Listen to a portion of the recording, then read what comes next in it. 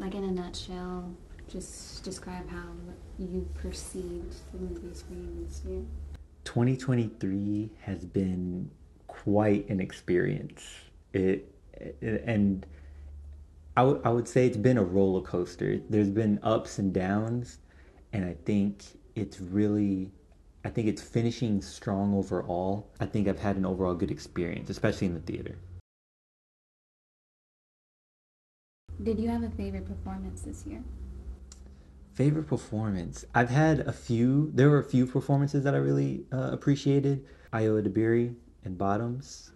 I really appreciated. I had fun with Ryan Gosling's Ken. Um, Lily Gladstone, Killers of the Flower Moon was fantastic. Harris Dickinson in Iron Claw. I mean, even Zac Efron in Iron Claw was pretty good. Um, Charles Melton in May December, fantastic. So there were quite a few. I think those would be my favorites. I think that really stood out to where I felt that they stole the show or stole the movie when they were on screen, and really everything went to them. Just they were so magnetic. Just you couldn't look away when they were on screen, and no one, even with them being surrounded by a great cast and great actors, they made a more memorable performance, in my opinion. So, music can really make or break a movie moment. What needle drops did you feel helped to move a story forward? Ooh. Are you saying asking like what's my favorite scores or this year? Needle drops in particular. So, like a good example would be in Bottoms when they play "It's Complicated" by Avril Lavigne. Just a song that's out of pop culture put into a film, and it really works for the movie.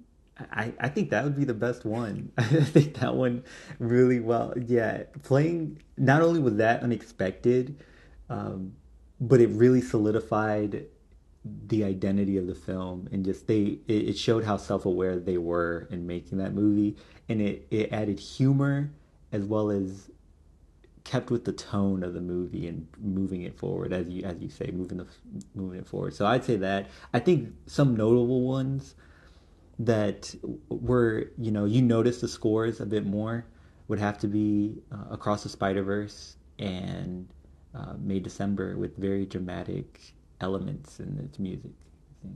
I would say for number 10 in my top 10 movies of 2023, I'm going with Killers of the Flower Moon. Probably my favorite ensemble cast, very impactful story, and even the length didn't bother me too much. I ended up watching it twice in the same weekend. Lily Gladstone's performance, the story was very real in the way Scorsese was able to deliver that, the way the cast was able to perform, and even with the mixed reactions and opinions in the background, I think overall it was a good theatrical experience, and I think it was a good movie. For number 9, I would go with The Iron Claw. I think it felt shorter than what it really is. It moves on. It keeps me intrigued. The performances were good. The story is a bit dark and depressing, especially knowing that it's based off a true story. It is new. This is a new story to me, and so learning about it and being able to be learn about it through good writers, a good director, and great leads, especially playing the brothers, I really appreciated it. I think about the movie on occasion, off and on, since I've watched it, and it just does so well. I think of all the movies that are based off real events, I think this one hits the hardest for me. There were some really wonderful set pieces this year. What set pieces dazzled you and left you more immersed in the world of the movie? Oof. This one's good. I really appreciated Rylane's colors. Very colorful movie, yet the story itself feels very real and grounded. And I think another movie that does that is Bottoms, with also being colorful and the set designs being very out of this world and very surreal and campy.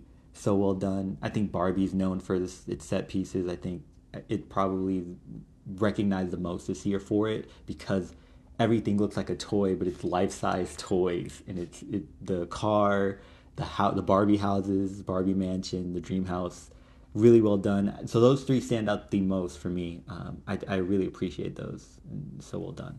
Number 8, I'd go with Rye Lane. I really enjoyed it. It didn't really settle with me immediately until over time, and was able to amplify or highlight the ridiculousness of real life, especially when it comes to relationships and meeting other people that have different relationship issues. The story delivered a colorful, comedic, and yet brutally honest approach to relationships, and it really stood out to me. The performances were great.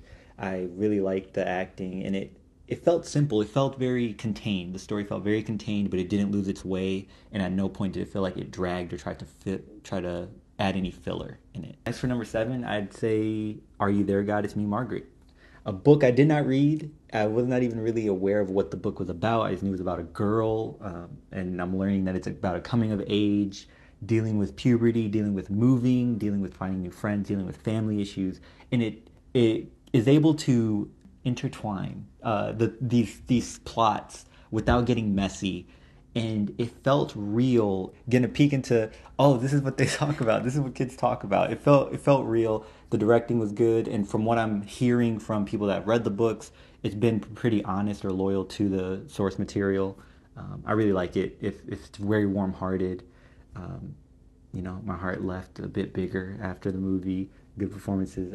Number 6, I'd go with Barbie. Fun, colorful, honest, good themes, good story. It's an experience that had to be watched in theaters. Very bright, vibrant. It's relatively aware. Has good themes. I really like the message it was trying to give, and it allowed the entire cast to really shine, even with Margot Robbie being the producer and really pushing the story and how she wanted it to be. I really like that everyone was allowed a moment to really stand out, and even characters that I never heard of, like Alan, was given moments and scenes that stood out. It was good, it didn't feel too long, and I appreciate that it really solidified kind of this year being for women, and just allowing that. And Greta Gerwig, fantastic, and it made me more interested in the work that she's going to be doing moving forward. Aside from being good and being your favorites, what would you say is a common theme you recognize in your favorites from this year? I know story is very big for me. Dialogue, especially being a writer myself, dialogue. I rack my brain over making good dialogue so much. So when I find a movie that does it so well, it just stands out to me. And then performances. I think when I'm ranking them, I believe when I'm ranking them, it is. I know at the end of the day, it's about how entertained I am. I do, I can't help but nitpick at dialogue, performances, set design, directing, editing, special effects. But in the end, how do I feel leaving? And I think that's what is very important, is that at the end is how do people leave? Are they happy? Did they laugh? They cry?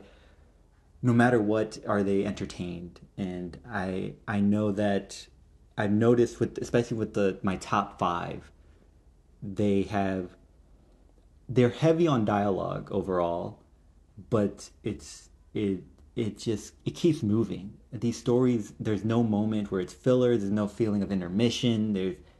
I'm intrigued, and it goes faster than the movie is. I think most of the movies that are in my top 5 are well over 2 hours, but they feel like half that time. And so I would say good dialogue and well paced story. All right, I think those are the two things that stand out for me. For number 5, I have No One Will Save You. No dialogue, just action. Pacing is well done. It is a story that keeps you interested and curious as to what's happening, what's going on, and it never takes a moment of pause. And I really like that. It almost starts in the middle. It starts right, like action. The action gets going immediately. It's a sci-fi thriller. I feel not many people, I haven't heard many people talking about it. And I just really appreciate that. And I think that's one thing that stands out for me, is when you're able to show and not tell. And this movie did really good with that, especially with no one talking. For number 4, I have May December. And if someone were to ask me what are 2 things to follow, or what should I know right now when making a movie or writing a script, and there I would say, out of anything else, if you forgot anything else, just remember 2 rules. Show, don't tell, because this is a visual medium, and always start in the middle. I think May December almost perfectly follows these two rules. And it doesn't take time to do exposition. It doesn't take time to explain who these characters are. You figure it out as you're with them, as you would do with regular people in real life, and you're put in the middle of this. And I, I don't know. It gave me this feeling of what is happening, and once I learn what's happening, how is this affecting everyone involved? Every character felt real because you still don't have any of them figured out, and no character has any other character figured out. And it feels like there's more going on behind the background. It feels like the lives of these characters continues, whether good or bad, after the movie ends. Their story, their journey doesn't end at the credits. Charles Milton stood out as the husband. He had a moment, especially near the end, with Julianne Moore's character, and that was a surprise just because we haven't really seen him give a performance or be allowed to give such a performance. And when it's like they were holding that for that moment or his moment to shine in that scene, and when he does, blew me out the water. For number 3, I have Anatomy of a Fall. I immediately, before the credits rolled, I knew this would be in my top. This is masterclass writing, amazing storytelling. I was curious, intrigued. I didn't know whose side was on. It kept me guessing throughout. And the more information you get as an audience, the more you don't know what to believe. And a movie, you could tell the movie is written very well when it does that. You're not sure who's right, who's wrong. It doesn't tell you to pick a side. It lets you decide as an audience member. And the performances, the way they deliver the dialogue and allowed scenes to build up suspense and tension, and then move to scenes where we could just breathe. For number 2, we have Spider-Man Across the Spider-Verse. This movie, along with 1, were tough. They were neck and neck. This one's number 2 barely. Like it's right there. This is probably my second favorite Spider-Man movie ever. Amazing story, great animation, amazing dialogue.